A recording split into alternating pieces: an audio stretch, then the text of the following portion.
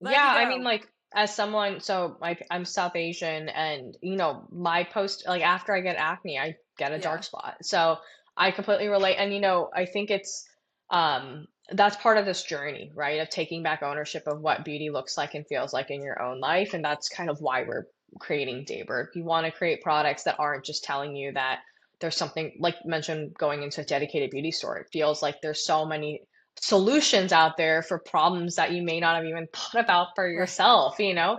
It reminds me of, that scene in Mean Girls where it's like suddenly we're criticizing ourselves and we never thought we needed to before.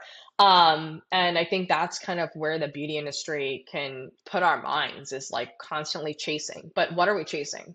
We're Right. chasing some unattainable standard of perfect skin. No one's skin is perfect. It's a reflection of Yeah. our external environment, just like you mentioned, moving to a new place that affects your skin. It's a reflection of what's going on inside of our bodies too, and like everything else working all together. So I think, yeah, I mean, we're trying to create products that help you reach your skin goals, but I think at the top of that is however you feel like those goals shape your, like, help you redefine your relationship with beauty standards, with what beauty looks like and feels like in your life, and kind of controlling, you don't have to, if you don't want to get off it, you don't have to, but controlling the hamster wheel Yeah. of beauty, or getting off it completely, or finding a new path for yourself.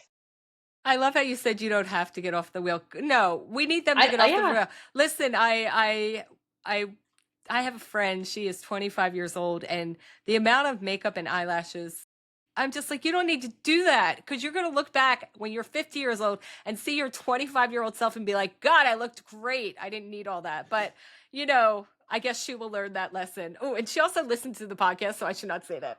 She Oh knows well, who she is. I think there is so much out there, but there's so much out there for so many different people. And I feel Yeah. like the end of the day, or like one reason we're really trying to help, like we use that word redefine, is and take back ownership is, I think if you love that, like I'm never gonna dog on a 10-step routine if you feel like that's serving you in your life and that feels like self-care. I think Yeah. where it can be frustrating or like be challenging, or what we've heard from our customers, it can feel challenging is when that feels like an obligation.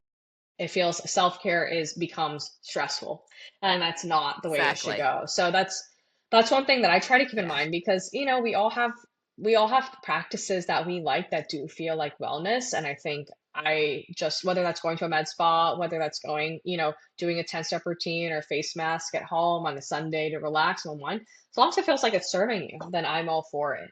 Just or your friend, if she wants to wear like a ton of products, if that's what makes her, like if that's what really feels great to her, then by all means, Yeah. just um I think our goal is to help people feel like they have ownership over that, not that they're not just following a trend that's, that they feel like they have to do.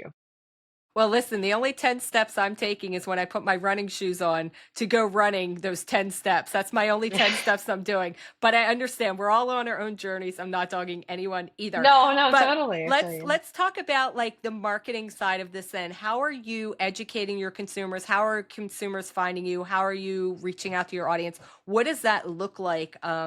Maybe even going just beyond social media. How are you getting the message out there that this is Yeah. available?